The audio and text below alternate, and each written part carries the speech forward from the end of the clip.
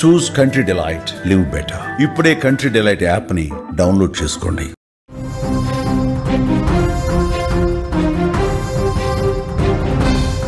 కడప జిల్లా వ్యాప్తంగా భారీ వర్షాలు కురుస్తున్నాయి. వర్షాలకు వీరబ్రహ్మేంద్ర స్వామి నివసించిన మట్టి మిద్దె కూలిపోయింది. 350 ఏళ్ల నాటి గుర్తులు కూడా నేలమట్టమైనటువంటి పరిస్థితి.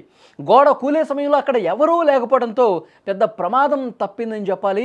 కడప జిల్లా బ్రహ్మంగారి మఠంలో కాలజ్ఞాని పోతులూరి వీరబ్రహ్మేంద్ర స్వామి నివసించిన మట్టి మిద్దె కూలిపోయింది. కొన్ని రోజులుగా వర్షాలు పడతా ఉన్నాయి. వర్షాలకి గోడలన్నీ కూడా నానిపోయిన పరిస్థితి కనిపిస్తోంది. అక్కడ మట్టి మిద్దె కూడా కూలిపోయింది.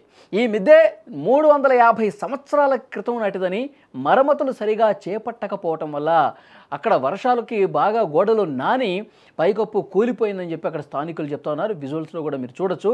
ఆ సమయంలో అక్కడ ఎవరూ లేకపోవడంతో ప్రాణాపాయం తప్పినటువంటి పరిస్థితి ఉంది. మట్టి మిద్దె పూర్తిగా కూలిపోయింది. చాలా స్పష్టంగా విజువల్స్లో మీరు చూస్తూ ఉన్నారు. అక్కడ స్థానికులు చెప్తా ఉన్నారు, పోతులూరి వీరబ్రహ్మేంద్ర స్వామి గురించి ఇక్కడ ఈ జిల్లాలో కాదు, మిగతా ప్రాంతాల నుంచి కూడా పెద్ద ఎత్తున ఇక్కడికి వస్తూ ఉంటారు. పోతులూరి వీరబ్రహ్మేంద్ర స్వామి వారి భక్తులు దర్శించుకుంటూ ఉంటారు. ఈ మిద్దె మీదే పోతులూరి వీరబ్రహ్మేంద్ర స్వామి వారు ఈ మిద్దె మీదే కూర్చొని కాలజ్ఞానం చెప్పినటువంటి పరిస్థితి ఉందని కూడా అక్కడ స్థానికులు చెప్తూ ఉన్నారు. ఆయన కాలజ్ఞానం ఎన్నో విషయాలు బాహ్య ప్రపంచానికి చెప్పినటువంటి పరిస్థితి. పద్యాల రూపంలో, పాటల రూపంలో అవన్నీ కూడా ఎంతో ప్రాశస్త్యం పొందినటువంటి పరిస్థితి. 350 సంవత్సరాల క్రితం ఈ మిద్దె మీదే కూర్చొని పోతులూరి వీరబ్రహ్మేంద్ర స్వామి వారు భవిష్యత్తు గురించి అంచనా వేసినటువంటి పరిస్థితి. రాబోయే కాలంలో టెక్నాలజీ ఏ విధంగా మార్పు చెందుతుంది, అలాగే తెర మీద కనిపించే వాళ్ళు రాజకీయాల్లోకి వస్తారు, తర్వాత వేప చెట్టుకి పాలు కారతాయి. సో ఇలాంటి కాలజ్ఞానం అంతా కూడా భవిష్యత్తు ఏ విధంగా ఉండబోతుంది, భవిష్యత్తులో ఎలాంటి మార్పులు రాబోతున్నాయి, ఇవన్నీ కూడా తన కాలజ్ఞానంలో చాలా స్పష్టంగా పోతులూరి వీరబ్రహ్మేంద్ర స్వామి చెప్పినటువంటి పరిస్థితి. ఆయన చెప్పింది కూడా ఇప్పుడు మీరు స్క్రీన్ మీద చూస్తున్నటువంటి మట్టి మిద్దె ఏదైతే ఉందో దాని మీదే కూర్చొని అదే ఇంట్లో ఉండి ఆయన చెప్పినటువంటి పరిస్థితి ఉంది.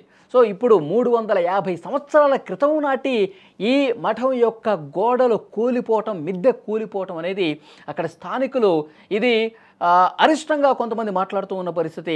గతంలో ఎన్ని వర్షాలు వచ్చినా, ఎన్ని తుఫాన్లు వచ్చినా ఎప్పుడూ కూడా ఈ రకమైనటువంటి పరిస్థితి లేదు. ఎప్పుడూ కూడా ఈ గోడలు కూలిపోవటం కానీ, ఆ మఠానికి సంబంధించినటువంటి ప్రహరీలు ఇబ్బంది పడ్డ పరిస్థితి గతంలో ఎప్పుడు లేదు. ఇప్పుడు ఒక్కసారిగా ఈ గోడ కూలిపోవడంతో ఇది పోతులూరి వీరబ్రహ్మేంద్ర స్వామి వారి మఠానికి సంబంధించిన మిద్దె కావడంతో అక్కడ అంతా కూడా దీని గురించి మాట్లాడుకుంటున్న పరిస్థితి కనిపిస్తుంది. ఈ మఠాన్ని మొత్తం మన రాష్ట్రం నుంచే కాదు, పక్క రాష్ట్రాల నుంచి కూడా పెద్ద ఎత్తున అక్కడికి వస్తూ ఉంటారు. పోతులూరి వీరబ్రహ్మేంద్ర స్వామి ఆ మఠాన్ని దర్శించుకుని వాళ్ళు అక్కడ తన్మయత్వం పొందే పరిస్థితి కనిపిస్తోంది. కాబట్టి ఇప్పుడు ఈ వర్షాలకి నానిపోయి కూలిపోయింది అని చెప్పి చెప్తున్నప్పటికీ కూడా అక్కడ స్థానికులు కొంత జీర్ణించుకోలేని పరిస్థితి కనిపిస్తుంది. భక్తులు కూడా జీర్ణించుకోలేని పరిస్థితి ఉంది. మొత్తానికి అక్కడ అధికార యంత్రాంగం చెప్తా ఉంది, వర్షాలకి బాగా నానిపోవటం వల్ల, పాత గోడలు కావటం వల్ల నాని ఈ విధంగా ఒక్కసారిగా కూలిపోయిందని చెప్తా ఉన్నారు. ఇక్కడ అదృష్టం ఏంటంటే ఆ సమయంలో ఆ ప్రాంతంలో ఎవరు లేరు, అక్కడ ఎవరు తిరగటం లేదు.